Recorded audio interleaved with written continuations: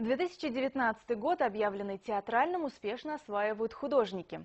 Так, Творческий союз художников республики облюбовал Башкирский театр кукол, превратив его в большую художественную мастерскую. В кукольный мир проекта «Театр плюс ИЗО» погрузилась Айгуль Усманова.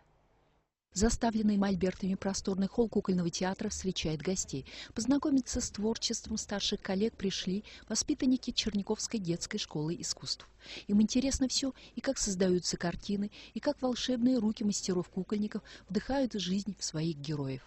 И вот специальная шайбочкой вот так это вот поворачиваем. Андрей Волков, главный художник Башкирского театра кукол, приглашает юных коллег в путешествие в закулисье, знакомить с работой постановочного цеха.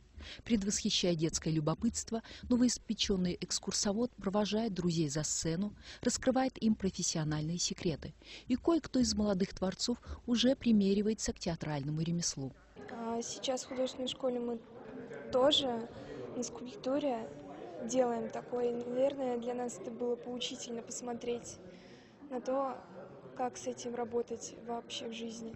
Это было очень увлекательно и интересно, ведь для нас, тех, кто учится в художественной школе, это естественно что-то значит. Некоторые, может, выберут профессию, связанную с этим, или сами захотят что-то сделать подобное. Шум, гам, суматоха, детский смех привлекли внимание старожилов театра. Любопытство Айрата Акрамовича Ахмедшина было вознаграждено старицей.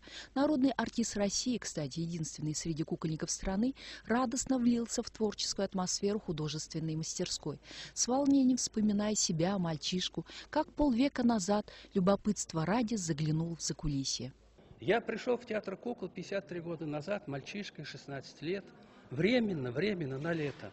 А потом я увидел кукол, полюбил, как эти куклы могли увлечь за собой детишек, зрителей, как дети могли поверить в эту жизнь, которая куклами делалась на сцене. И это правда жизни была, понимаете? И я постепенно увлекся, полюбил, и вот эта любовь у меня сохранилась. Кукла, она не стареет. Куклу как вот сделали, художники слепили маску, так маска она и не меняется.